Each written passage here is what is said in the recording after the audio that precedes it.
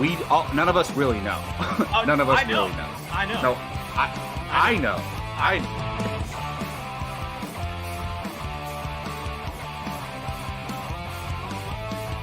Perfect timing, Keith. Keith, what's up? Your favorite movie of all time. F9. Oh, good.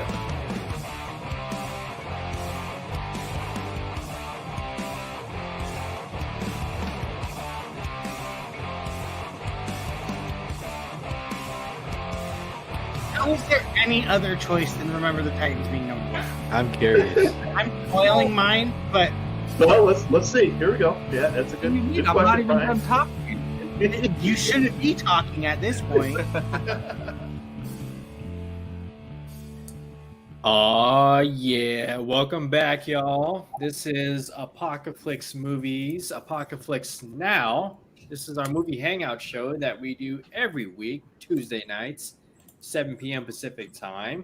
My name is Gio. I'm the host for this week. I'm doing a little bit of practicing, no reason at all. But I am joined by the POV gents. I got Brian Avalosino and Jake Berlin. Let's start with Brian to the right of the screen. How you doing? I'm doing swell. I would like it to stop being so freaking windy. Windy kills me. Yeah. I don't get allergies. I don't get anything like that. Once it's windy, then I get screwed, and it is killing me. Gio's hosting. Yeah. These seasons, they come and go, and everyone has their pros and their cons. Yes. Jake, what's up, man? How you doing, bud? I'm good. So sorry, my phone is phone off. If you didn't notice, everyone, I don't know if my mic's far away. I'm all over the place. First of all, I'm all over the place. Second of all, I'm wearing a friggin' sweatshirt. Third of all, I don't think this show has ever been started off by saying, "Oh yeah," like we're hitting all the milestones tonight. Like Different. Oh wait, it's an exciting. But yeah, Are man, you- I'm wearing are a you friggin' cold? sweatshirt right now. It's like amazing. Are you cold, or are you just wearing it? I'm comfortable, but because it's neutral weather, I'm not hot. I am chilling. Because you're a sweatshirt connoisseur. So You're gonna see me in sweatshirts for the next 6 months, everybody. That's- Get used to it. at least 6 months, might be 8. Yeah, I'm just gonna say it. So the three of us, we live in Northern California, Sacramento area. It feels like, for me, we skipped fall and went straight to winter. Like the weather dropped 20, 30. We had a week of fall. That was it. It was last week. Yeah, It was just last week. Jesus Christ, man! it was last And, week, and it was perfect. Like perfect. nothing. Don't change a thing about the weather. Now we're like, all right, we're in the cold, and by cold I mean Northern California cold. We're not snow cold. Good news is I can wear awesome sweaters like this again. See, Brian. So I will say that is. I do like that. 60 degrees is not cold. 40 degrees is where it gets cold. oh man, yeah. Well, to each their own. Rachel, you're in Arizona. I think Arizona gets pretty cold over there. But yeah, welcome everybody to the movie hangout show. If this is your first time, thank you so much. Yeah, for dropping low by. 70s. Yeah. What? Get out of What? here. Get out of here. 70s. That sounds nice right now. Well, the way we start off the show, we do a segment that's called the Movie Watching Challenge. We're actually going to get to that right now. There it is.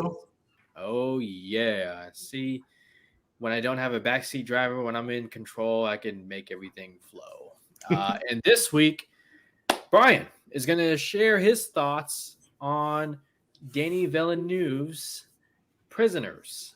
It's perfect timing because the director has another movie coming out next week, a pretty big movie, one that could potentially fill the void in sci-fi epics on the big screen. But Brian, before we get to Dune and all that excitement next week, talk to us right now about Prisoners, starring Hugh Jackman, Terrence Howard, Paul Dano, Jake Gyllenhaal. I almost forgot. David Dastmalchian. What are your thoughts? Wrong. Dasmalchian. You know what? Okay, DC fandom. Yeah, freak. He changes the way he says Denny just every single week. I do because I don't know how to pronounce it. Just so you know, Brian, your life on this channel depends on how you review this movie. Oh, is that how it works? If I'm correct, no one's ever allowed to say anything wrong against that director. You are correct, and there's a reason for that. I'm sure. Except his hot takes on Marvel movies. Yeah, well, I'm not gonna backtrack. Where are we at? What are we talking? Anyways, Brian. All right. So this movie, it's freaking bonkers. You guys keep giving me bonkers movies, but I like it. I love. You guys keep hitting me in the best spot, which is trying to figure out what the hell's going on. Those are my favorite type of movies that aren't like your superhero or Star Wars or something like that. My favorite type of movies is trying to figure out who done it, what the hell is going on, and this movie hits that easily hit that.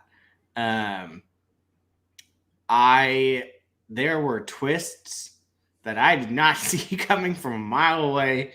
There were things that I was so confident and ended up being wrong. And so it was pretty fun to watch, not gonna lie. You had fun watching this movie?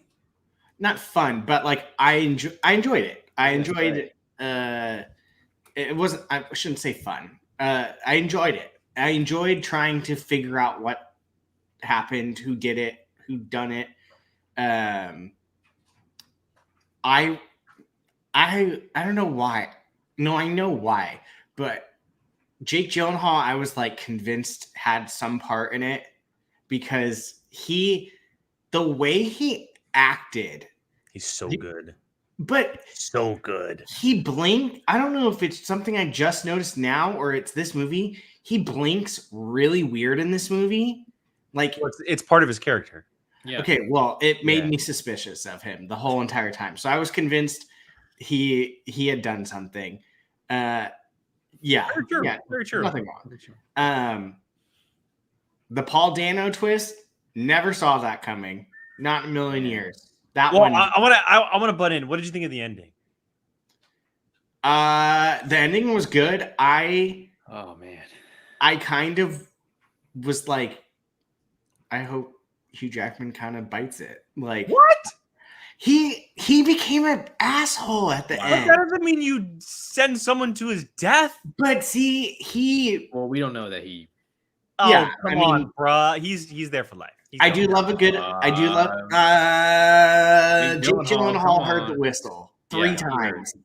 But that's an Inception thing. You have to play on your own little, So okay, so you clearly are on the side of he did. We're on the side that he is discovered. See, this is exactly what Denny wanted. So yeah, for the positive for the movie. So I think. Well, I was totally fine with what Hugh Jackman was doing, like up until the twist of Paul Dano, and then I was like, oh, that he shouldn't have done that. He's bad now. Yeah, he screwed up royal. What else? What am I missing? I mean, a lot. Well, spit it out. Tell me what you like. So the scene that always, like, obviously there's a lot that happens in this film. It's a performance-driven film for sure. Like I think RD said it. It's one of Hugh Jackman's like. Hugh Jackman to this point was either Wolverine or the Broadway guy, right? Like he did some singing here and there, then musical stuff like that. But then he turns in this like incredibly huge dramatic performance. And I know he's done a few of them. He did them previously. Like he did one in The Prestige, right? Christopher Nolan's film with Christian Bale. But this was like the moment where people almost in a way kind of took him serious as like a super dramatic actor. And that scene that always sticks out to me is, I guess you can call it a torture scene, but when he breaks the sink with the hammer, that scene will always stick in my head as what Hugh Jackman is capable of doing Like he's just terrifying. And Brian, I do understand what you're saying about like you were kind of happy with like he would have bitten the dust because he kind of went over the edge a little bit. Yeah. You also have to think of the situation like he played a desperate father incredibly well. Incredibly well. So, and then Jake Gyllenhaal is just Jake Gyllenhaal. Like and it's funny. This was almost like the beginning of like the Gyllenhaal-assance. I don't know how I would say that. The Jake-assance. I'll call it the Jake-assance. Okay. He was an enemy with Denis prior, and then immediately jumped right back into Prisoners, and then followed Prisoners up with Nightcrawler, and like he did all of these films. Yeah, the Source Code as well. I think it was like 2012. He did Nocturnal Animals. He did a bunch of stuff that was very similar in this vein as far as like very dramatic, heavy films.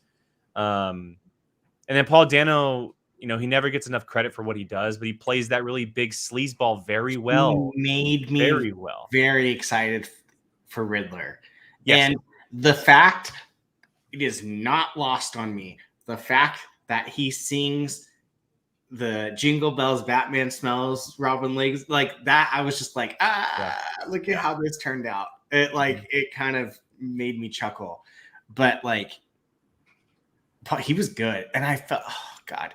See, this is like the stuff with him and Hugh Jackman, like that's what made me like really like, but at the same time, I'm sitting there going like, same, Brandy, same. He's fantastic. Yeah, I was convinced so he had something just because like anytime he blinked, he would like, it was part of his character. I know, but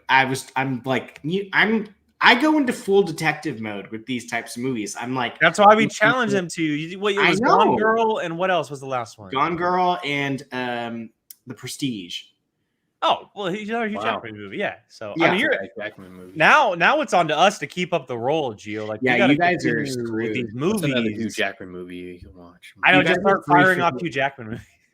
You're 3 for 3. I'll give you that on movies that I liked and enjoyed watching, and it piqued my interest. I did Prestige, Jacob did Gone Girl, and Gio did Prisoner. So Keith, if it's you next, my man. Keith's gonna give me some crap like I don't know. He's gonna give you a Tarantino film. Yeah, something like that. So and RG, you are 100% correct. This is what makes a lot of Denis films. Roger Deakins is a god. Is he doing Dune? No, he's not doing Dune. I might be wrong on that. Come on, Jake. For those of you that I think it was John. John, I think you asked. No, he's not doing Dune. I think he did. I think it's because he did some other film. I need to look it up now. John, it's I watched it on Hulu. It's ironic though, because you guys have made me nervous 3 times in a row. Because the last 3 you've challenged me to have all been on Hulu, and I've been like, "It's on Hulu." Hulu doesn't have great. Hulu has great films. People just don't know it. Hulu is getting. And I guess, but yeah. So qualifications must pique my interest by being something I can pretend to be a detective, and I guess be on Hulu. So Keith, those are your 2 things. But no, it was great. I really enjoyed it. A lot for a movie that I knew absolutely nothing about. It was good. I enjoyed it. Very good. All right. Well, there's Brian's thoughts on Prisoners. And again, Brian, where can the people find Prisoners if they want to watch it all of a sudden? It's on Hulu. That's where I watched it. So, and it was free. All right. Hulu. Well, we are going to move on to part 2 of the movie watching challenge. Brian, you get to challenge someone else to watch a movie. It cannot be myself or who was before? Jacob. Jacob? Keith. Sorry, Keith. I was going to say that changed everything. Yeah. Keith. Sorry. So, Brian, who are you challenging, and what are you challenging them to? I am going. Let's put it this way. I saw this on the list and was flabbergasted that Mr. Berlin had not seen this. And you know what? I'm probably going to have to watch it at some point with him too. Not with him, but this week, because it's on my 100 movies you must watch. And that is Good Will Hunting. This movie right here.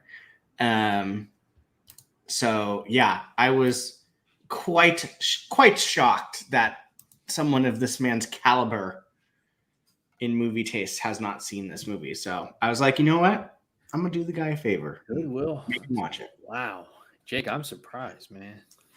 I know. I'm sorry. It's a movie that I've actually seen pieces of, not for a while. Like I've seen it like on whether it's television or something. Like I sit down for a little bit and seen it, but I've never actually sat down and watched it from start to finish. So it's a movie I've always wanted to go back and watch because Robin Williams and obviously Matt Damon early on. So no, I'm happy to watch it. So yeah, it's funny because the thing that pushed me over is because my buddy Josh, this is one movie he's been trying to get me to watch for like 6 years, and it slips my mind. So like challenging you, I'll just be like, well, I guess I'm gonna watch it too. So I hope you like. We'll have different points of view. Haha, certain points of view. Just remember, Jake, it's not your fault. Okay. I'm guessing that's a reference in the movie. No, It's not your fault. Yeah, it's funny. Wow. There's a new movie with Matt Damon and Ben Affleck coming out this week. So perfect timing. Yep. There you go. I'm getting you ready for it. All right. Hearing good reviews about that movie too. All right, guys. Well, we got an exciting show for you. We're going to talk some MCU, specifically Guardians of the Galaxy Volume 3, and a major casting announcement that just happened within the last 36 hours. Well, before we get to that, I want to plug a trailer reaction that we have upcoming on the channel. It's a little movie called Scream. Apparently, a reboot is on the way. It's for real. It's happening. I didn't believe it, but it's happening. And we are doing a trailer reaction for Scream. We'll see what the franchise has left to offer. You can check out our trailer reaction coming up Jake, tomorrow?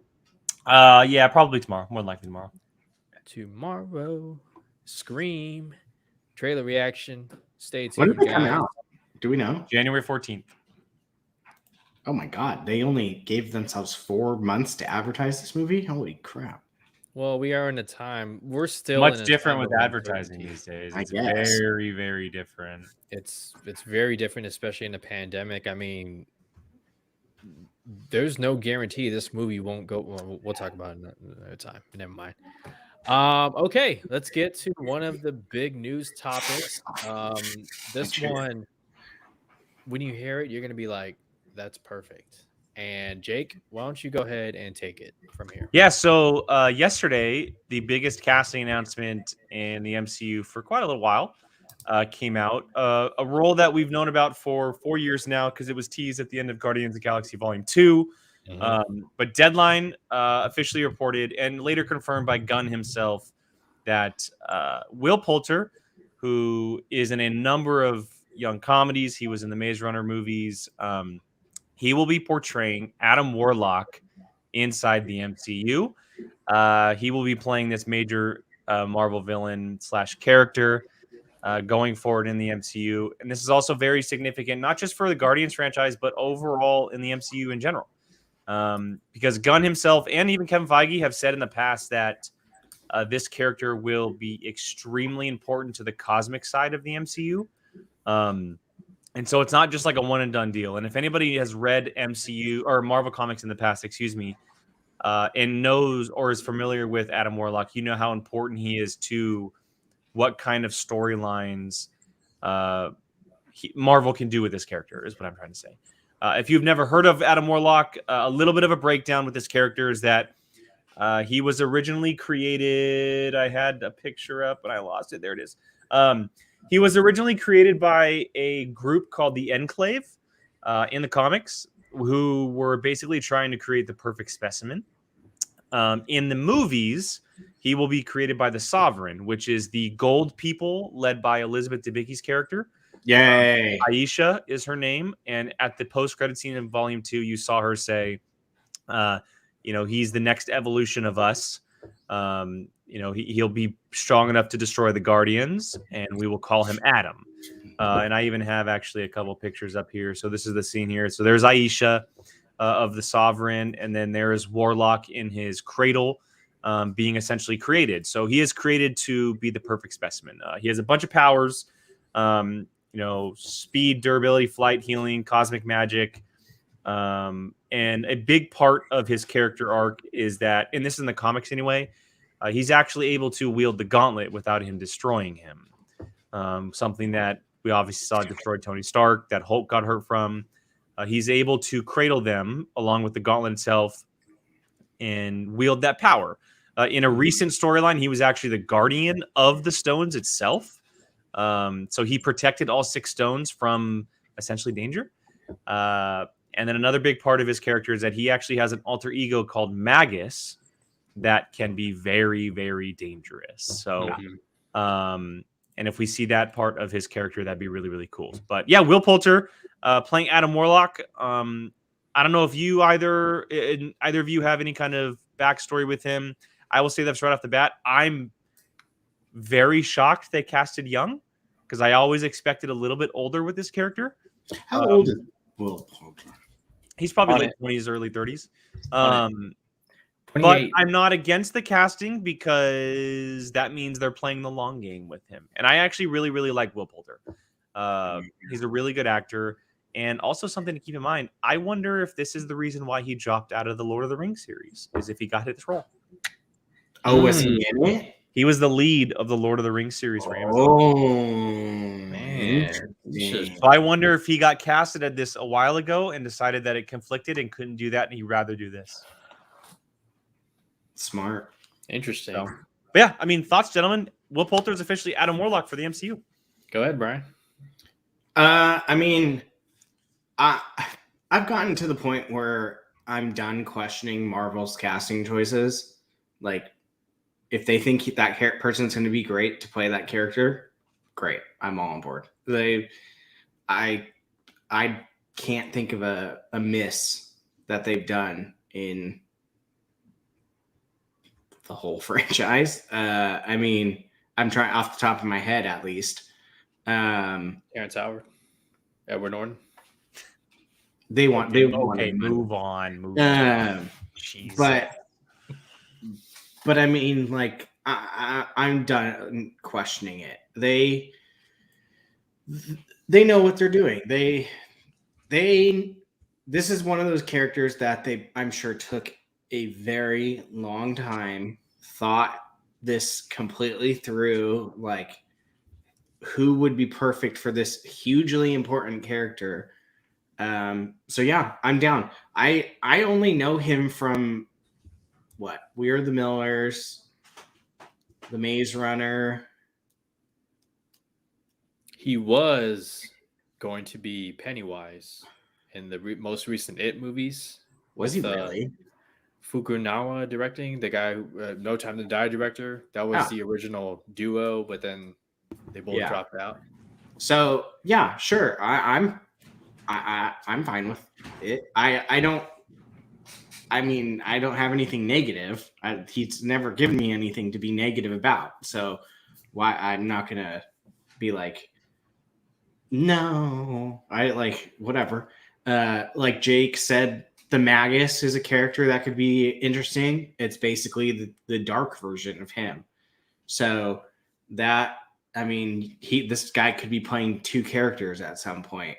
I am very curious to see how they change. They're going to have to change his character a little bit for the MCU because, I mean, he's essentially in the comics like Vision is in the MCU with the Mind Stone right in his forehead.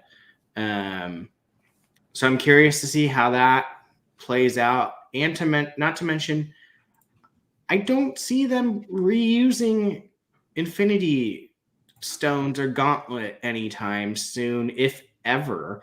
So, and that's a huge part of him in the comics. Like, at least the one I've read 4 like solid Adam Warlock filled comics, and all 4 involved a stone or a gauntlet or some type of infinity item.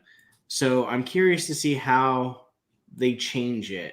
I was honestly starting to get worried, thinking that that Gunn was just going to never do Adam Warlock. Just because all we had been hearing about is like, who's going to die in the third one? What is the third one? Da, da, da, da, da.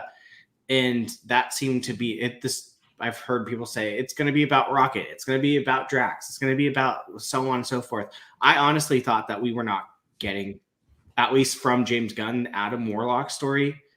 So I'm glad. I'm happy to see that they're going to actually do that. And God, I hope we get more Elizabeth Debicki. She's so good. I think it's going to be an overarching story with her and the Sovereign, because that's where Adam Warlock came from.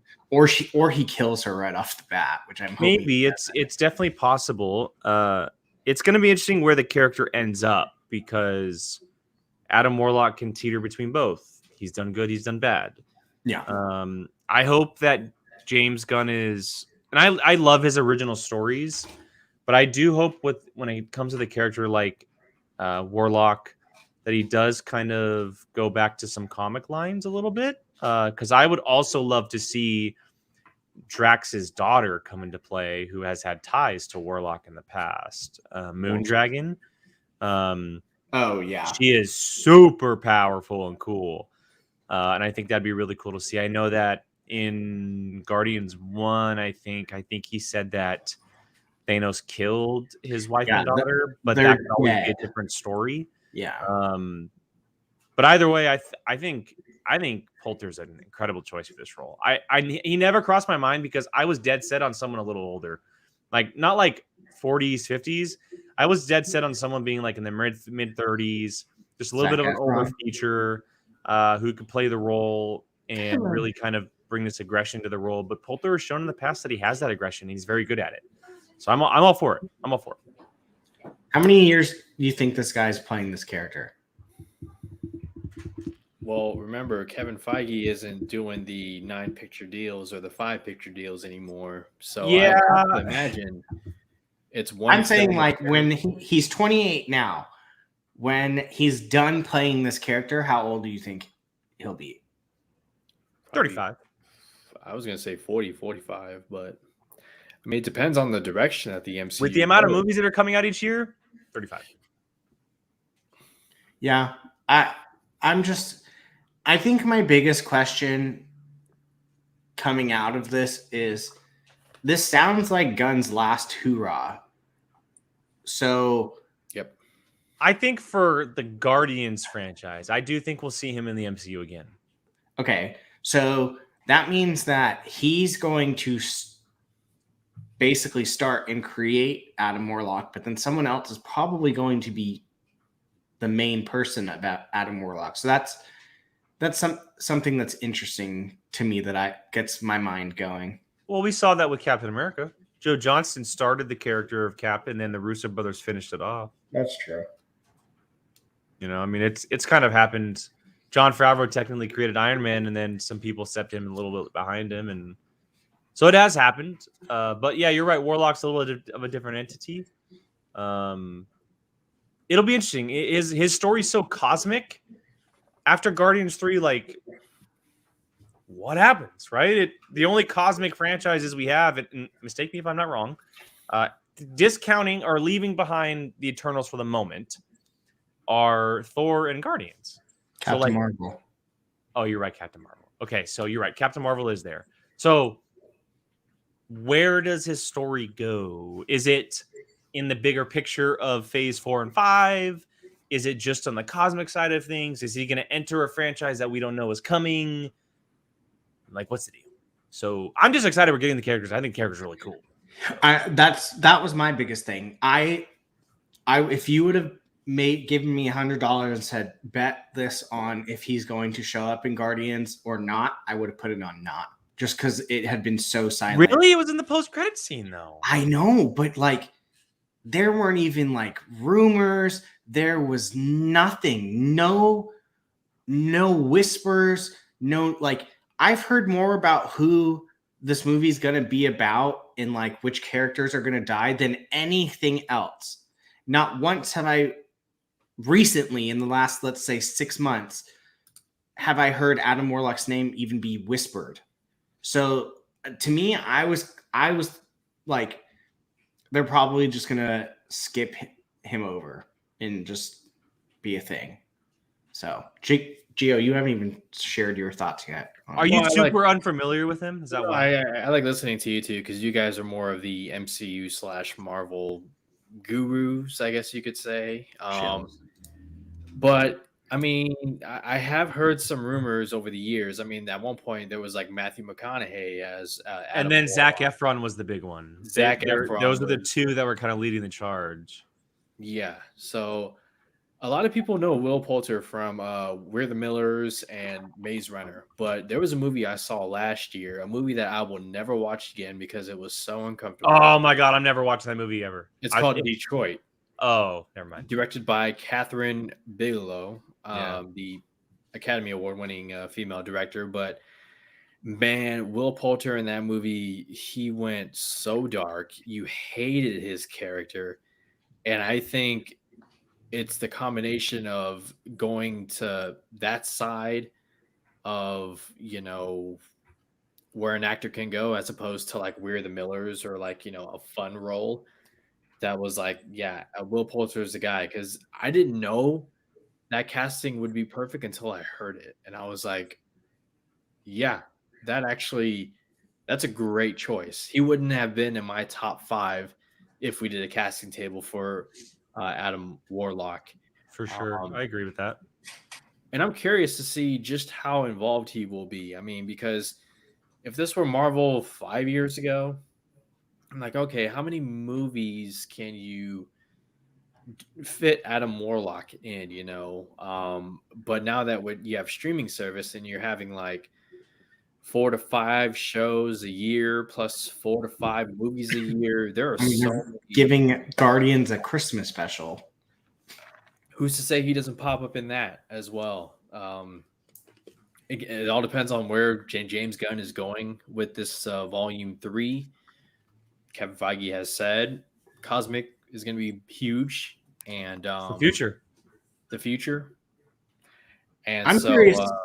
Finish. No, go ahead. No, I was just going to say, as far as the casting goes, it's a, dare I say, it's a perfect casting. I'm just curious if he is the secondary villain or the main villain or what his role. Well, they now have 2 major villains in their pocket with Kang and Warlock. So it really depends on the direction. Yeah, I don't think Kang is going to be in this one. No. Or are you talking Guardians 3 only? Yeah. Oh, I was talking the whole MCU. Sorry. No, I was just talking Guardians 3. I think Warlock's probably going to be the thing that they fight, and then towards the end, he's probably going to kind of get his head on straight a little bit. Sure. Is more than likely probably what's going to happen. I wonder if he kills one of them. That would be. I do think the Guardian will die. I do think. James Gunn already confirmed someone's dying. Yeah, so I do think a Guardian will die, and it'll probably be at the hand of Warlock. It's got to be Star-Lord. But we'll see. No, it's not going to be. No, it's not. Anyway, I mean, they killed Gamora, but she's back. You kind of killed Nebula. She's back. Agreed. Yeah. I don't know. I'm done questioning what Marvel's going to do. I'm just like, all right. Yeah, all the castings we questioned in the past, we watch them. We're like, damn, they were right. Yeah. So, like, I mean, look at Shang-Chi. He was not a huge star. Now everyone's like, put him in everything. So it's like, okay, it wasn't Chris Hemsworth too? Kind of like when he was Thor. Like, okay. Well, people questioned Scarlett Johansson as Black Widow. Yeah. Tom Hiddleston as Loki in a big role was unknown. I mean, there's a lot of things in the. I mean, even Chris Pratt as Star-Lord, right? The chunky guy from Parks and Rec, and look what happened. So, we can't really fault Marvel anymore for their casting. So no, that's. I mean, if they nail one thing every time, it's their character work. Like even if like the movie's like so, you end up still really liking that character. So, rappy. Yeah, that was supposed to go to the private chat. My bad, everybody. All right. Well, leave us your thoughts on Will Poulter as Adam Warlock. We'd love to hear your thoughts, your theories on that casting. And before we get to our main topic, which is No Time to Die, our spoilers, and Daniel Craig James Bond rankings, I have a plug for the channel. We have a plug. Not I, we. It's an exciting week, guys. It's officially DC FanDome week. This is the event of the year. This is the second year in a row that they're doing DC FanDome. Last year was so epic. This year, we will be definitely covering DC FanDome on the channel.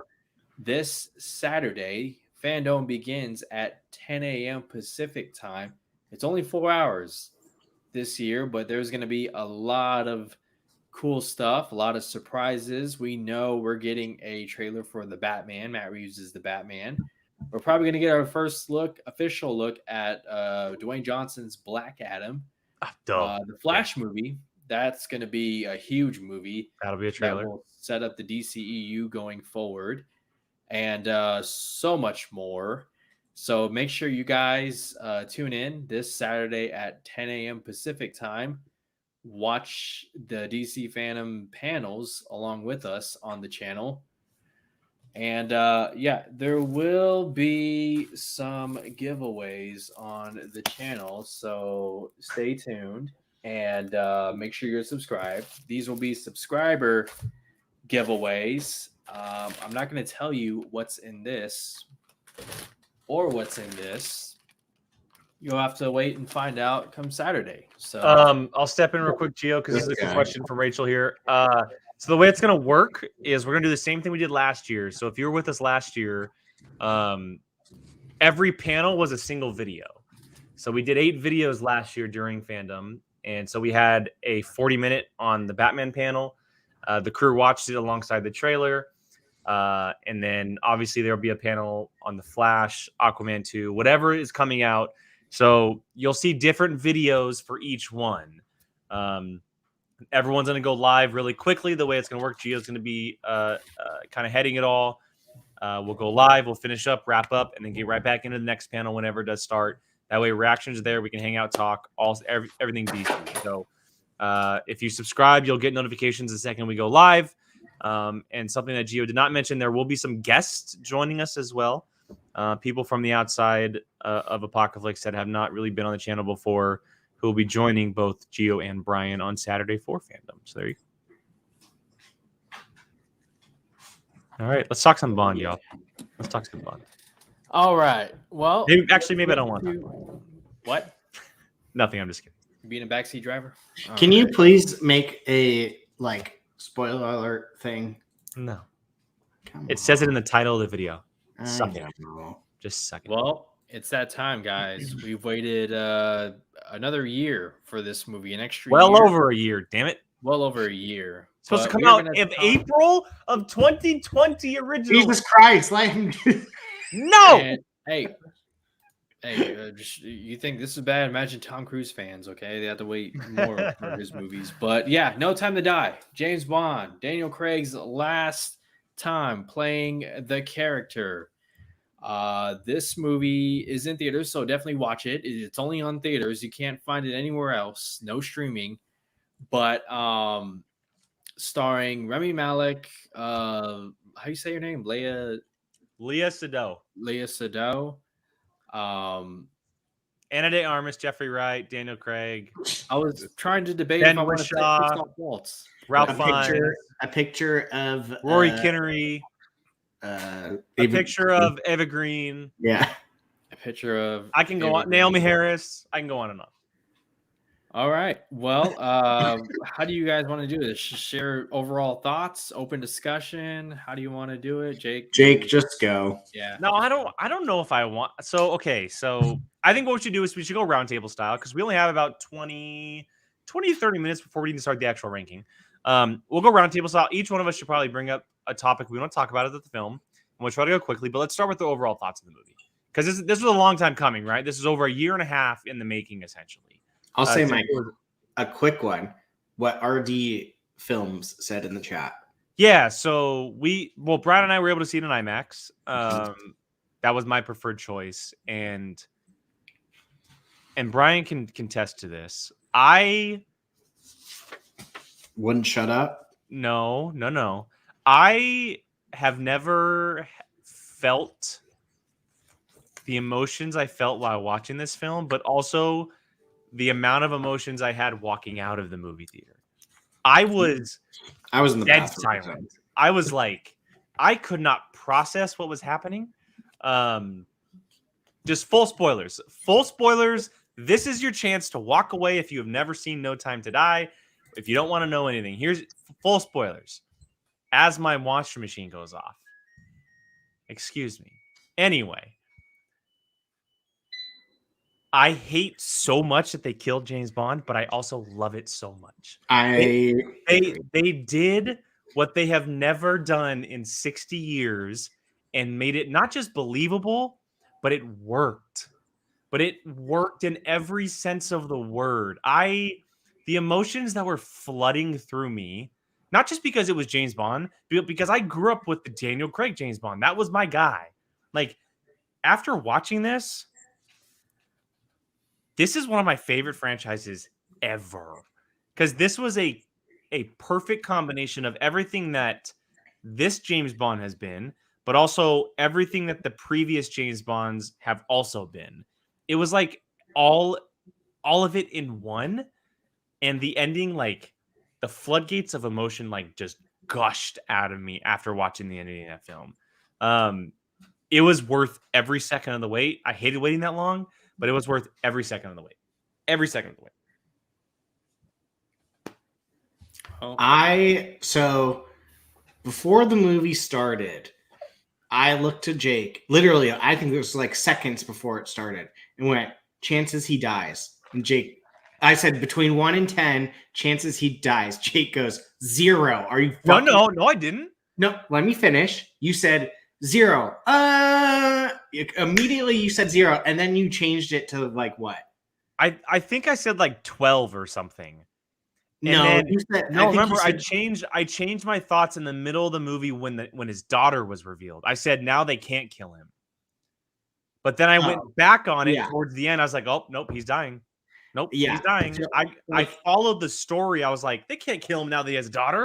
And then towards the end, I go, oh no, he's gonna die. Immediately, his gut reaction was 0, and because for whatever reason, like I had this feeling, like just like I don't know, like the way they've done Daniel Craig, they might kill this guy, and so I was just like, but it would just like Jake said, like kill James Bond, like no, like they can't, can they? And they did, and it was like, oh. Dang, they actually did it. This is weird to say, but it needed to happen. I agree. I think not just because it's James Bond. I think for Daniel Craig's character, he needed to die. I agree, and that's where I was about to go. I think for this James Bond, that's how it should have ended. Mm-hmm. And I was shocked that I was so like, that was right. Like the fact that I'm still feeling it right now. Like I am shook. I am so shook by the fact that they killed him. But it's the perfect ending. As weird as it is to say, it's the perfect ending for this character because of what he left behind. And the amount of good that he has done to the world and the amount of times he's left and came back and left and came back and all of it. Then he left realizing, first of all, the foreshadowing of we have all the time in the world is going to freaking haunt me for the rest of my life. The beginning of the movie where he says, you want to go catch some dinner? And okay, I'm sorry. I want to bring up one comment and I'll let everybody else go for a little bit. RD, this was one of my big theories going in. I thought he was going to be revealed to be Dr. No. I 100% bought into the fact that he was going to be revealed to be Dr. No at some point. And yes, it may have been that early on, but maybe they backtracked because of what Christoph Waltz's character played into this. But I 100% was with you. I'm 100% with you. Anyway, move on. I'll mute myself. No, I love it because you have not said a word about it since we saw it. He wouldn't say anything afterwards. Avoided the conversation. Yeah. So, Gio, do your thoughts. Thank you. We'll let Jake. No, I'm not gonna lie. The wait kind of killed my anticipation for this movie. Not the movie suck. See, I think it did the opposite for me. Sorry, Gio. Go ahead. Sorry. I didn't even think about him dying, but it made sense considering how much the movies are all tied together, and you get that very early on. I mean, when you hear Vesper's theme, I'm just like, oh man, I'm thinking about Casino Royale and Quantum right now, and yeah, I mean, just it's what, a 5-film arc, five movies. Yep. I thought it was a solid ending. Some damn good action, some bold moves that they went that we will talk about, some bold decisions that forever changes the franchise. And I'm excited to see where they go with it next. You know, do we get more movies or is streaming in the James Bond is a movie They theater. will never do that. That the owners, and I know there's a group that owns James Bond or a family or something. That woman, Broccoli. Yeah, they will never. This is, and I think it should be. This is a movie theater franchise. For me personally, this is a movie theater franchise. It's not a knock against it. I don't ever want to see it on streaming. Never.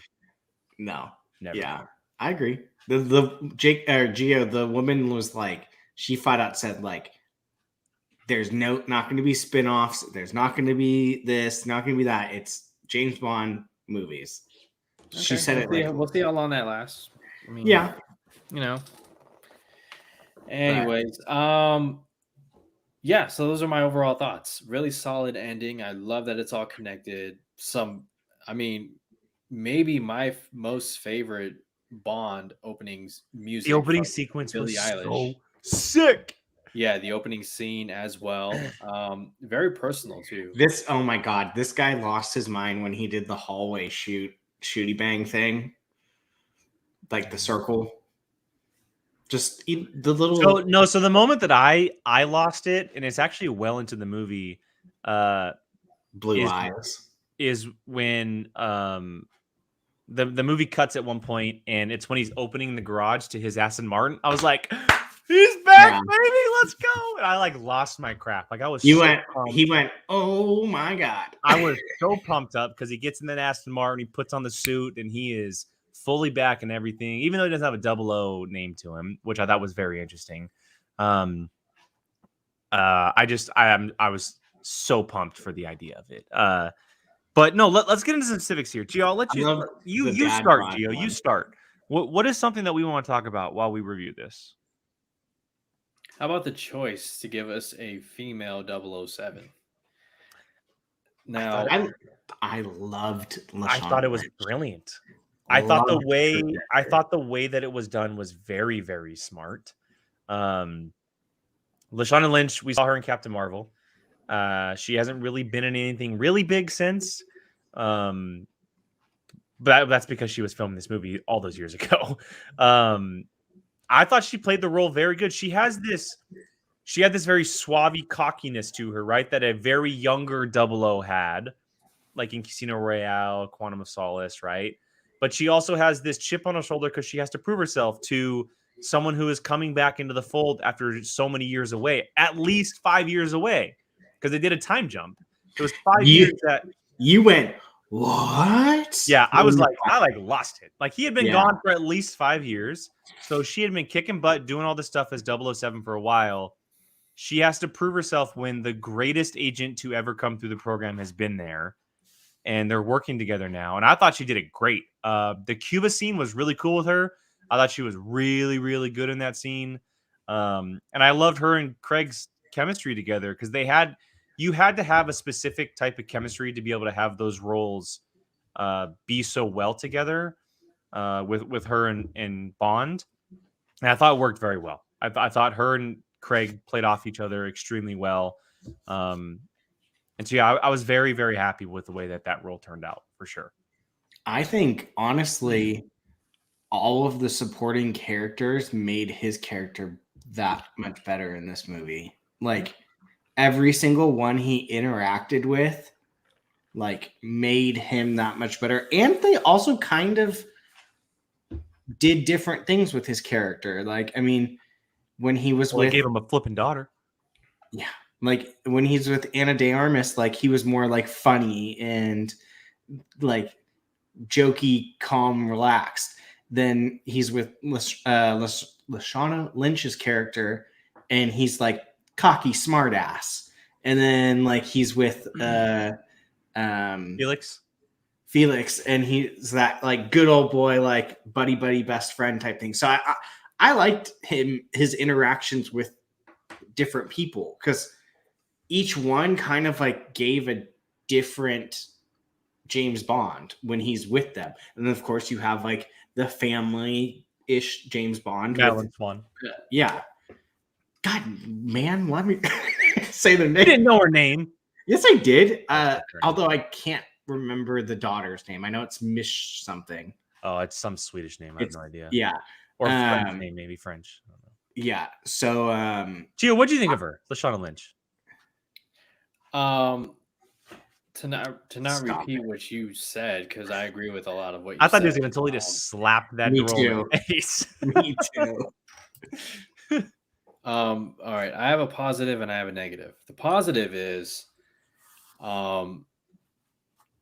she had one of the best moments of the movie when that asshole scientist who just would not shut up or die said something along the lines of, if I wanted to, I could annihilate your entire race. And she slowly turns around and she says something along the lines of, I think it's time for you to die, or something like that, and kicks him off the bridge and into the acid. No remorse. Doesn't care what's going to happen. Wow. Boom. See ya.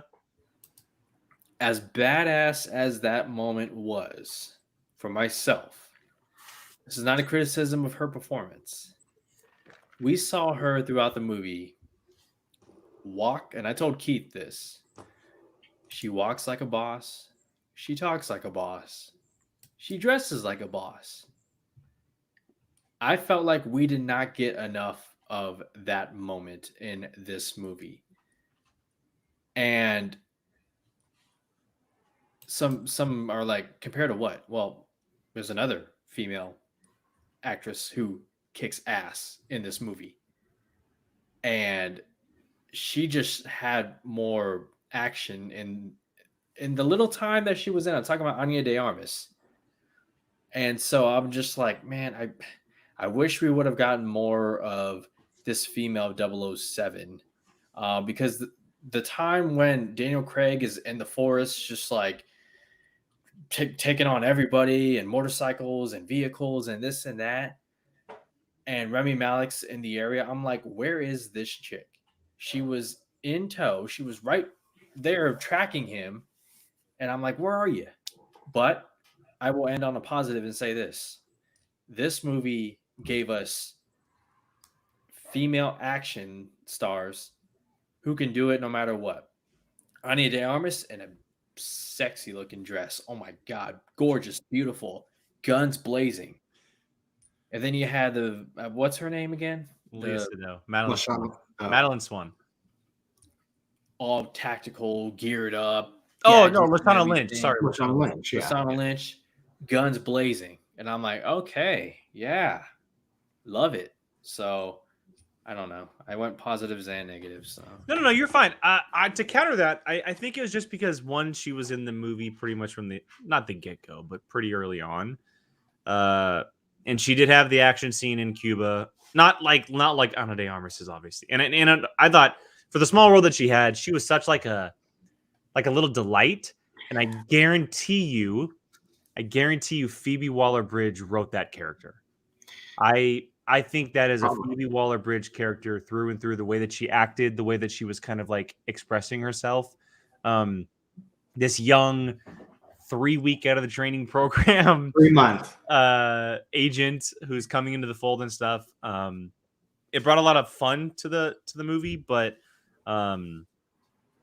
yeah, Lashana Lynch, I can understand the moment towards the end, to the end sequence where her action wasn't too heavy, but I think at that point it came down to like, okay, she trusted Bond, and Bond trusted her with his family, and that was like her role in the moment. But I do see where you're coming from. Can I just say, Ana de Armas's character's name is one of the most perfect like Bond character names. Paloma. That when I heard that, I was like, is that an old character's name? Like, I was like, that literally sounds like someone from like GoldenEye, or like, I was like, Paloma. Like, when I think that character name, it's something so simple to me. I loved, just like, it was such a Bond character name, and I loved it. My favorite thing was I was never bored in this movie at all. Not once. This movie kept going and never stopped. That, hands down, my favorite thing about the movie. Never once was I bored. Ever. It never stopped from the get-go. And like, even like the talking scenes, they were intense talking scenes. Like well, between M and Bond. Yeah, anything. It never stopped. And that is hands down my favorite thing about the whole entire movie, is that it didn't even need to be action stuff. It just never stopped. And I that's what did it for me. Yeah, that was my favorite part about the whole thing. All right, well, let's take this opportunity to bring in our fourth guest of the evening, Mr. Keith Barnes. Hi, Keith. How are you? Hey, what's happening, guys? Talking a little Bond. Yeah, what did you think? Share your thoughts. Spoiler, No Time to Die. Before I get to that, just say I had a pleasure of going to see. I went to Aftershock on Sunday. Believe it or not. Oh, you did? Saw Metallica live for the first time. Nice. I was very happy. Wow. Yeah, it's really cool. That was a lot of fun. I hadn't been to a concert in a long time, so that was really cool. Okay, Bond. We're talking spoilers, right? We're doing spoilers? Yeah. Yeah, go ahead. Spoilers. Okay. Well, initial thoughts. I think it's solid movie. It's fine. I didn't, it just. I thought it was. It's a good. It was. I don't know how to describe it, to be honest. But it's not bad at all. It's pretty good. It's definitely better than Spectre, but it's it just wasn't. Well, what do you mean? Oh, I thought it. So, okay, I'll be quiet. No, I was saying, continue. These two. Listen, man, I don't. Epic. He loves it. Brian, I take it you absolutely loved it. I thought it was really good. Jake is probably the highest on the love meter. Okay. Well, yeah, I mean, it was I was entertained. It was fine. I don't know. It felt kind of it closed everything out. My whatever issues I have with it are not necessarily with this film, but it's just the general direction that the Bond films have gone since Casino Royale, probably over and what I mean is over the last 3 movies. But this movie is just fine. Like I said, it's like I said, I enjoyed the experience of going to see it. I was able to see it with Gio and Jacob. We had a good time. I just, it was definitely a little too long for me personally. I thought there was a lot of parts that really stretched. There's a lot of stuff that probably could have been cut. But they're wrapped up a lot a lot of the stuff. I was disappointed in Felix Leiter. What happened there? I was disappointed in because I love that character. I wish we would get more of him. Like he was in Casino. He's in the first 2 movies, and wasn't in the last 2, and then he came in this one and died. Which I was like, God, that's a great character. I just wanted to see more of him, especially with Jeffrey Wright. I was disappointed with oh my gosh, Mallet. what's her name? Oh my gosh, the new 007. Lashana Oh my gosh, Lashana Lynch. Yes, I didn't really think they gave her a lot to do, which I was disappointed in. Gio, we talked about it after we saw the movie, me and Jacob. I know we both had similar thoughts with that, so I was disappointed with that. I'm still disappointed with the stuff with Moneypenny, the way they've handled that character over the course of these films. I love Naomi Harris. I think she's a great Moneypenny. I wish they would give her more to do. She's a very capable character. She's been the best Moneypenny in this entire history of all the Bond films, and yet they kind of just resign her to just staying in the building. Or she did a little bit in Spectre, Skyfall, and Skyfall as well. But she stayed in the building, or I just keep her kind of to that administrative role, which is disappointing to see. So, like I said, it's more of an overall feelings with the whole Daniel Craig series, which is great. Daniel Craig is the best Bond by far. I think Casino Royale is just set a high bar for me personally, and I like Quantum of Solace more than most people, but after that, it's not really great for me. But this movie it's fine. There's a lot of really great parts. Shot really wasn't great shots. So it's fine. It's fine. Jake. Well, everyone has their own opinion. no, totally. Yeah, everyone has their own opinions. We have a ranking coming up for Daniel Craig's James Bond movies, but before that, any final thoughts on No Time to Die specifically? Y'all are wrong. What? Wrong? Listen. What? How? Let me hold on before What did I say that's wrong? where is wrong with Jake, I wish I you and saw I this agree. movie with Keith, because Keith and I are the biggest Bond fans out of this crew. Yeah. And so Yeah. it would have been fun to see those reactions with each other, or even talk afterwards. But no, I mean, look, I respect everyone's opinions. I understand where you're coming from. You and I agree on Skyfall. We're both kind of like, not as high on most people on Sky, right? I think that's like you and I, right? I thought I heard you say, we talked about that after we didn't we say Jake? Nope. Oh, okay. All right. Well, never mind. Well, I don't love Skyfall as much as everyone else. I think you're thinking of Jacob. Jacob's not high on Skyfall. But Keith, I am with you. On Quantum. So I did a rewatch of all the Craig movies before this when I watched one a day starting on Sunday. Yeah. And truthfully, right, there's not a Craig Bond that I don't like. There really isn't. Of course I like more than others, but I even like Spectre to a certain degree. I think it's probably my least favorite, but I actually quite enjoyed Quantum the second time I watched it, or third, however many it was. Now, obviously, we'll talk off cam and maybe even come back to it eventually. That once we review it again, but or I'm talking about No Time to Die anyway. But no, I mean, I personally I don't know if it was the buildup or my love for the character or my love for Daniel Craig's version of the character, but it gave me everything I needed and wanted. It's not better than Casino. No, Casino is perfect to me. It's in my top 10 movies of all time. It's the best Bond movie by far. Boom, boom, boom. Nice. But I thought it was very, very well done as far as the finishing film. And I do think that a lot of people who are James Bond's fans probably don't feel as high on these movies, just like you do, because I know Tim's been saying in the chat, but because they're all one big storyline. They're not separate stories like classic James Bond. They're chronologically set. You have to watch them all together. To be able to watch No Time to Die, you have to watch Casino Royale.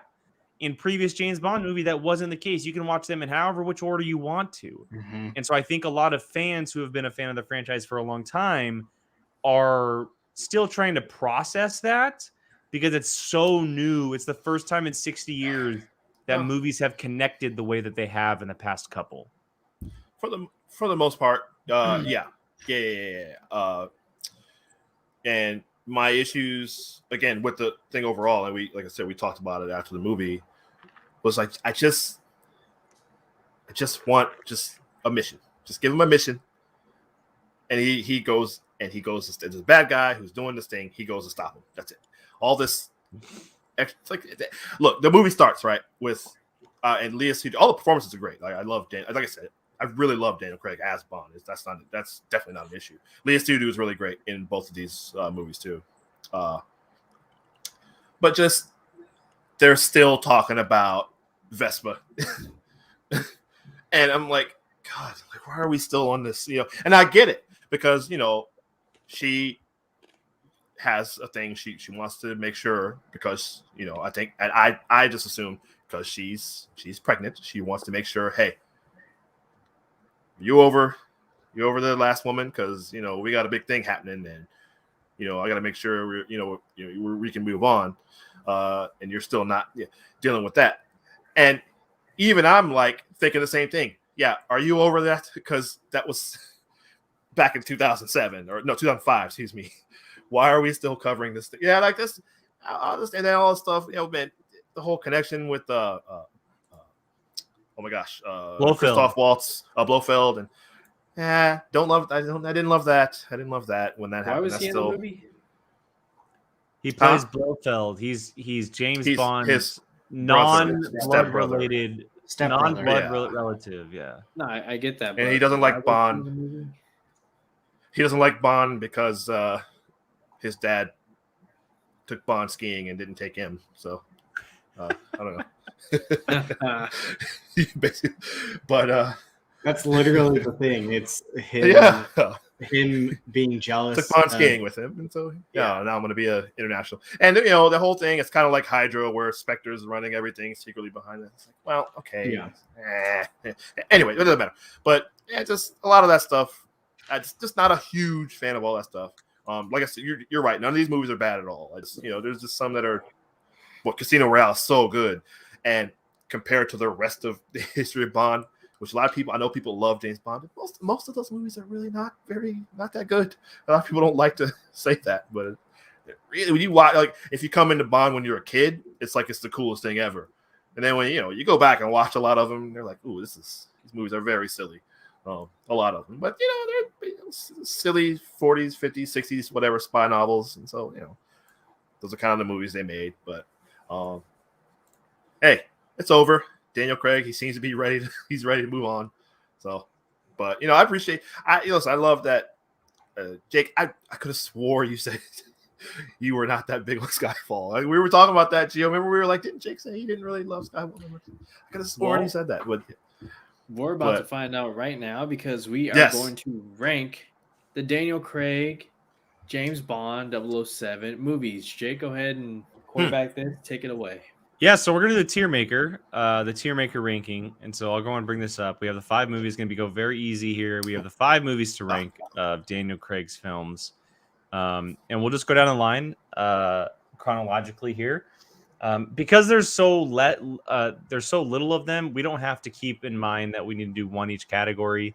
That's only for a certain number of movies. So let's just start this off. We can each kind of talk about this. I have first of all, have all of us seen all of them? Yeah, I imagine. Okay, perfect. This is the first time it's happened. So I just wanted to double check. So it's very simple. We're gonna put them in categories. S is the top tier, best of the best. Don't try to shade me. I've seen them all. Of course, those two. I'm just asking. Gio might not have. I don't know. I'm just asking. I'm kidding.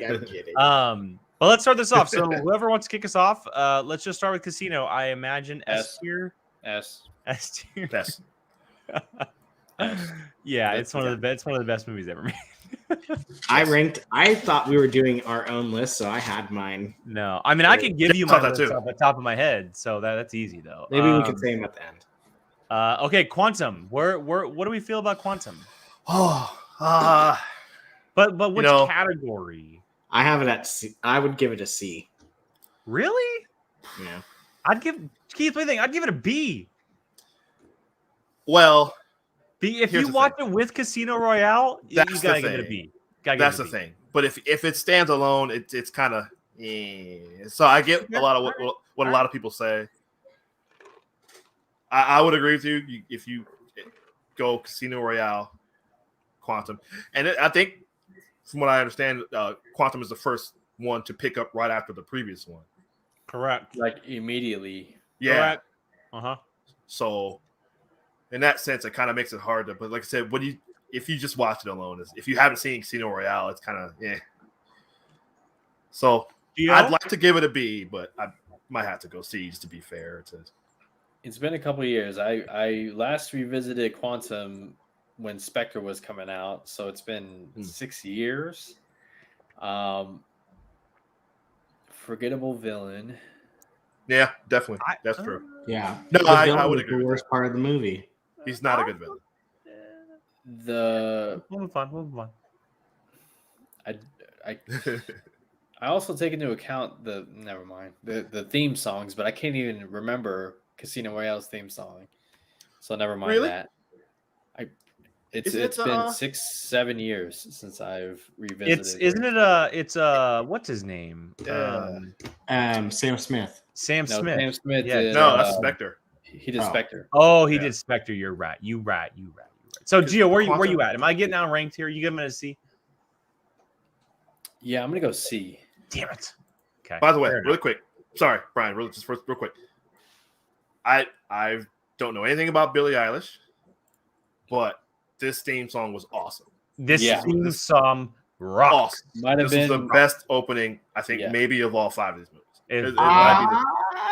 I love Skyfall. I think Skyfall's great. I don't know, man. I love Adele. I do. Skyfall is the only one that I can genuinely remember and still like it. If someone was like, "Save the chorus of it," I could say it. Sure. It's like a standard. It's like a regular Adele song. She just says Skyfall. But it's great. It's really good. All right, what do you guys think? Skyfall. B. Wait, B. Did you say S? S. No. I'm gonna say B. I gotta go B. Okay, why B? I think it's no lower than an A. Personally, it's not B. It is not a B movie. Oh, oof! It is not a B movie. I like this is probably the only one where I actually really liked the villain. The best villain out of all 5. I will say that. Best villain. I think Mads Mikkelsen is the best villain. I think Le Chiffre. No, he's the best. He was cool, Absolutely and he best. had one of the most disturbing torture scenes in any movie ever. Who? But if you Nads. Okay, I thought you meant. Yeah, when he's swinging the ball on his balls. No. Yeah, that's the worst thing that's ever happened. man, but I mean, just think about him as a villain, right? I mean, he's not that smart. He borrows money just to gamble it away. And then halfway through his torture, he gets popped. I think Skyfall is no lower than an A, personally. Well, I mean, okay. Here's the deal. Javier. Here's the deal. I will give you guys B in Skyfall, but No Time to Die better be higher. Oh, it is for me. Also, no, I'll fight for it. No, Keith. Nope. No, Keith. No. I will fight however long I need to. The introduction of Moneypenny, the Absolutely. transition from one M to another. To I will budge. Q. I will budge Skyfall from a B to an A. Yeah, a B to an A. Okay, so that's it. Then Skyfall's an A because I think it's no lower than A, and Gio says S tier. Okay, well, Keith, you're numbers. You don't have to think very hard on it. I mean, I don't know which one of these I like better. To be honest, Skyfall is A. Skyfall's an A. You got outnumbered. I will say I think it's my favorite poster too. I don't know. See, I no, Casino Royale is the best poster. You just are going to say yes to everything. Actually, quite honestly, I think that Spectre poster is pretty fire. All right, Spectre. What are we thinking? D. No, it's B. D. D. I'll go Quantum is D. a C. C. D. If I never watched this movie again, I'd be totally fine. See, I don't think. Christoph Christoph Waltz Waltz was coming off an Oscar win, and there was so much hype, but I thought his character was just okay. And look, Your boy Dave Bautista's in this, man. see, okay, Oh, that's I was Dave literally about to Bautista. say Makes this movie. he's supposed to. I don't know because he doesn't. They don't. He's He so got good. He got his butt kicked every time he went up against Bond. He's every been time. so, yes, and he's been so good since then. Like he didn't talk. Yeah, D. And he It's had not metal. D, Brian. They It's gave him not- metal thumbs You're losing this one. because he's supposed to be Jaws. Basically, Yeah, he's supposed to be Jaws. Essentially, why, they should have just made him Jaws. Yeah. Like, I don't understand why they didn't. Yeah. Jaws is a cool character. Like he could have been that, and he wasn't. What's the hat throwing guy? Odd Job. Yeah, Odd Job, Odd Job. I always thought he was more of an odd job. Keith, Yeah, what do you think about Spectre? Where would you like to see this at? D. I don't It's I don't not think D. it's. It's not D. I don't think it's a D, but I'm I not. don't- I'm not putting this in the D category. I'm sorry. Yeah, I mean, Oh, excuse me. You're not I get it. It's of the James Bond. I mean, I have control. I don't think it's. I don't I think will it's say quite this. that bad. I'll say this. If it's in the same, if you guys put Spectre in C, Quantum needs to go up one. Yeah, I agree with that. If Spectre's a C, Quantum needs to be a B. I agree with that. Okay, I Yeah, agree with Okay, I'll go with that. I would agree with that. You're welcome. Yeah, look, that. All right. And S. finally, No Time to Die. S. S. It's an S. It's right behind Casino Royale. I'd give it a. I'd give it a B personally, but that's just me. I'll go a soft A, as in right behind Sky. Soft A. I've never heard of Jake is bubbling at the brain right now. This is an S movie. Why? Yeah. Listen, Convince me. I don't Why? need convincing. The movie does it itself. Here, It's- I'll convince you. They killed James Bond. I mean, facts. Keith, shut up, you little liar. That's fine. They gave one's James ever- Bond a kid. Why did they wait? Why Yeah. did he have to die again? Exactly. What do you mean, why? Because there was no Are time you serious? to die. So he died. All right, this is ridiculous. Something about Okay, his blood. okay, I will budge. 60 years they've never I killed this character. I will Never. I will budge. Jake, don't you do it. I will listen. I will budge to an A as long as it's before Skyfall. Yeah, all right. So who has the better villain, Skyfall or No Time to Die? Well, Skyfall does for sure. You know, What has the better cinematography? that's not fair. He's the greatest of all time. versus Yeah, that's an unfair No, question. he's with Skyfall. not. Yes, he is. Roger Deakins. Yes, he Emmanuel is. Lubitsky won the best cinematography 3 years in a row. Yeah, okay, Doesn't matter. but Deakins though. I Yeah, think I hear you. I hear how you. But broody and moody Did Jake beat is. out there. Deakins the 1 year? The Revenant versus the Hateful Eight? oh, anyway, did anyway, we'll talk about that later. We'll talk about that on Fandom United. Oh, there you go. it's I personally think that No Time to Die needs to go before Skyfall in the A tier. I will fight to the death if that movie is anything lower or anything higher, less than Skyfall. It I needs to love be- it needs to be Javier Bardem. at least an A above Skyfall. I think it should be an S personally. But I love What Javier movie- Bardem, but What movie? so do I. But he doesn't make His- the whole Keith. movie. his performance versus his actual the character. I think people. I'm not. I shouldn't say that. I just, in my opinion, I think his performance is more memorable than. Well, yeah, he's flirting with James Bond. Well, James but his plan is like I will say- I said this after the movie. His plan is like Civil War. What's his name? Oh, Zemo. Baron Zemo. Zemo.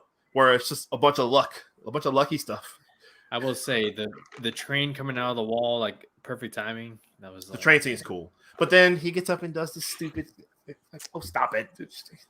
Come on. What? Come on, Keith. That's so on. silly. Now you're just hating. Oh my god. That's Okay, the well- Pierce Brosnan stuff. Like, come on. I thought they were. Okay, so then let's decide this. Is it an S or an A?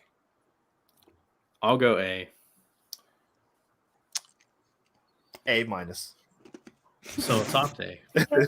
But Keith, you think I think it's better than Skyfall. Okay. I actually think it's better than Skyfall. Okay. Raise your hand if you think it's better than Skyfall. I actually do. Yeah, I actually do. Wow. You're dead in the water on that one, Gio. Okay. All right. I think it should be okay. I'm not gonna fight anymore before it ends up under Skyfall. It's a really nice house in Skyfall. Yeah. Give him that. You mean Skyfall itself? The actual, the house. The Skyfall house. That's why I forgot it. It's actually called Skyfall. Keith, you just said The best song. No I like Time the to song. Die. I'll say again. Sorry. No, you go ahead. Oh, no, I was just talking about the songs. I'm thinking about the songs. I think the Billie Eilish song might have it. Ooh, I don't know. I like. I was about to say it, and then I went. I Ooh, have don't to know. go back and listen to them to be able to do that. Okay, listen I to will them give you after this, Keith. Skyfall's theme song is very much an Adele song, whereas Yes. whereas Billie Eilish's was very much an old timey Bond. theme Right. song. All right. Totally agree. Yeah. Billie Eilish fit Bond more than Adele did. Yes. Yeah. I will Not give you afraid that. to say it. That's why I would give it the edge. Okay, so here's our official rankings. So we have Spectre at the bottom with the C. We have Quantum of Solace in the B tier. In the A tier, coming in at third, we have Skyfall, beaten out narrowly by No Time to Die, and by a very wide margin at the S tier. Let's be honest here, Casino Royale is in the S tier. Yes. What Wide was this- margin. I mean, What that was the opening Sam Smith scene song? alone. I remember it. When you hear it, you'll remember it, but I can't remember it off the top. Gio, yeah, you're talking about the black and white scene, right? Sorry. Well, that and then the chase right after. The chase in the beginning of Casino Royale is great, but the black and white scene is amazing. Oh yeah, Yeah. where Yeah, he's no, yeah. like, So good to open need up this 2 whole kills. new James Bond with the black and white scene is so dope. Yeah. So I will dope. say Right. I need to rewatch Casino because it's been since my senior year of high school, 15 years. Because as of right now, that ranking is the same for me if you go number order, except I actually have No Time to Die as number 1. So But I need to rewatch Casino. if anyone is interested in watching them, it's a free download. All of the James Bond movies are on Pluto TV. Yeah. If you're interested, they were previously on Amazon Prime, but then they went to Pluto TV. You can watch them all there. They're also for rent on like YouTube and stuff for like $3-4, which if you ever want to do that. But yeah, no, I mean, I'm cool with the ranking. I think it was easy to put Casino at the top, obviously. And I'm sure it might change after watching them a little bit more. I do want to go see No Time to Die a second time to see how I really feel about it because I think my emotions were so high that night. But I'm cool with that. I'm cool with that ranking. Ooh, I forgot it. Oh, it's Chris Cornell. Chris Cornell did Casino Royale song. Ooh, that's tough. Ooh, I might have to rethink that. I love Chris Cornell. I need to rewatch Casino. Maybe we'll rank Anyway, the songs. Songs. Maybe we'll rank the songs. I forgot it was. That would be fun. And Tim disagrees with us here. Adele is channeling Bassey, y'all. There you go. Shirley Bassey. Okay. I mean, won't her disagree. like Let the Sky Fall. Like I get it, but It's a great song. I love it. Me too. It's probably still in my iTunes. I have it on my phone. Yeah, but I will say I'm gonna go download No Time to Die though. I very much when we were watching that like scene where he's doing the Bond opening and Yeah. her like the way she was singing was very amazing. much the old James Bond sounding intro Yeah.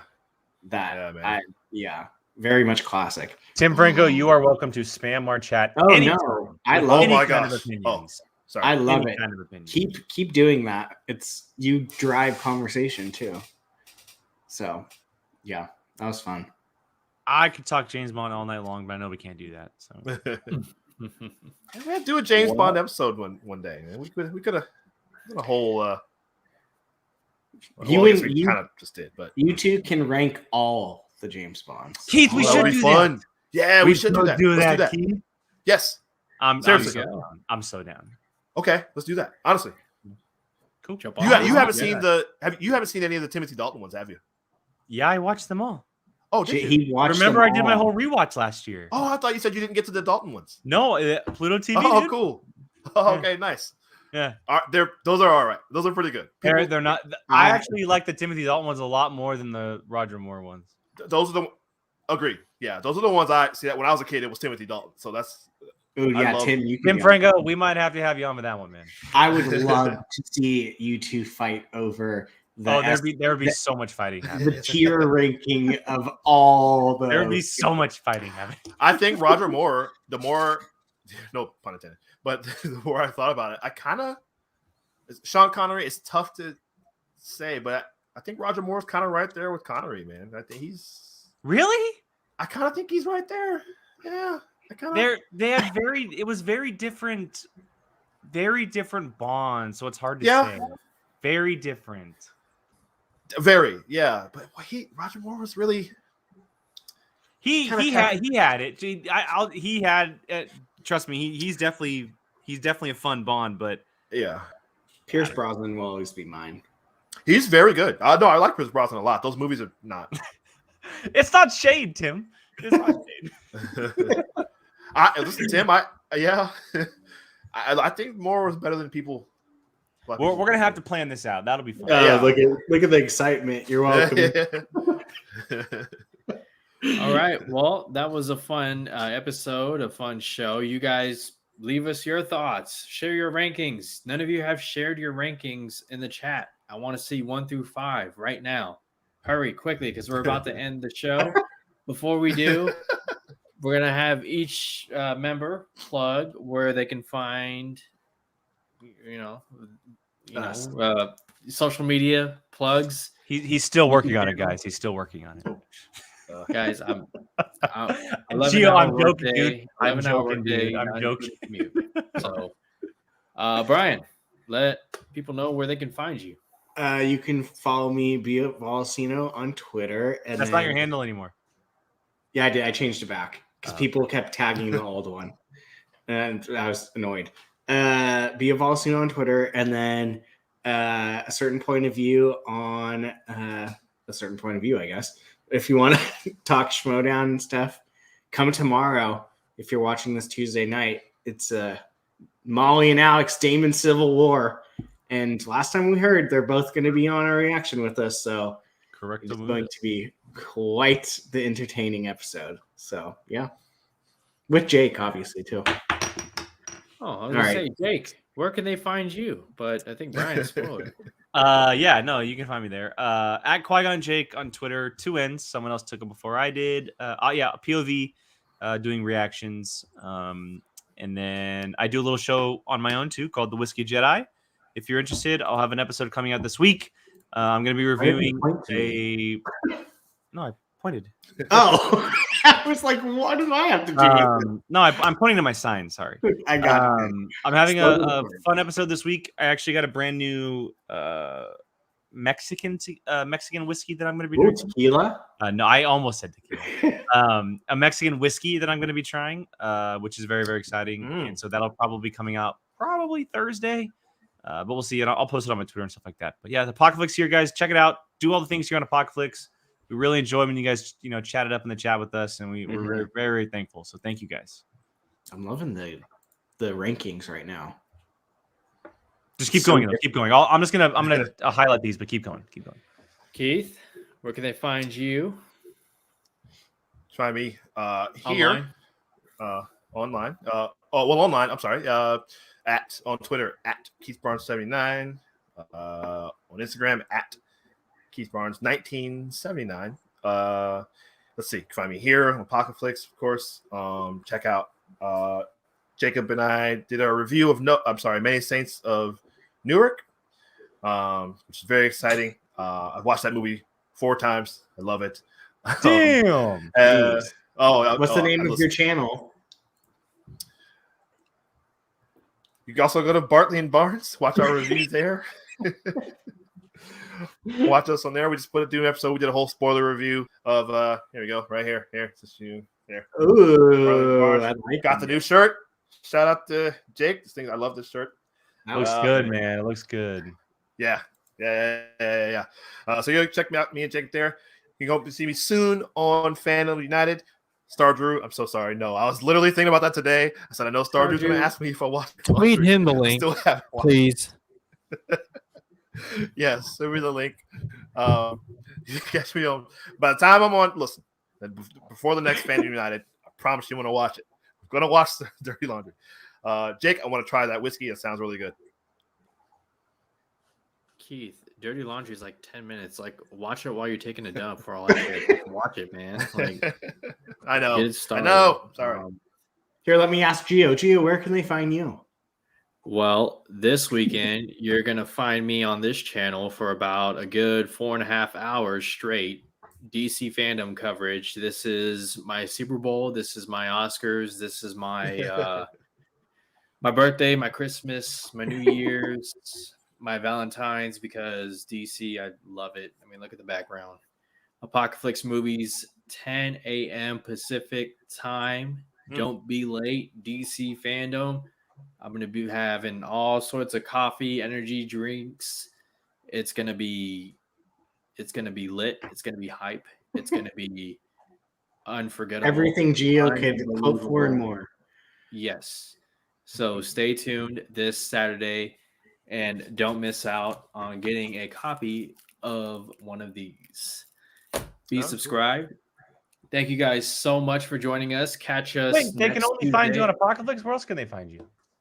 Oh, at Grey Goose Jedi on Twitter and FanDome United. Thank you so much. Fridays. Yes, that is correct. And again, that's going to do it, guys. Thank you so much for joining us. Thank you for your time, for your subscriptions. We appreciate it. We'll see you guys Saturday. Take care.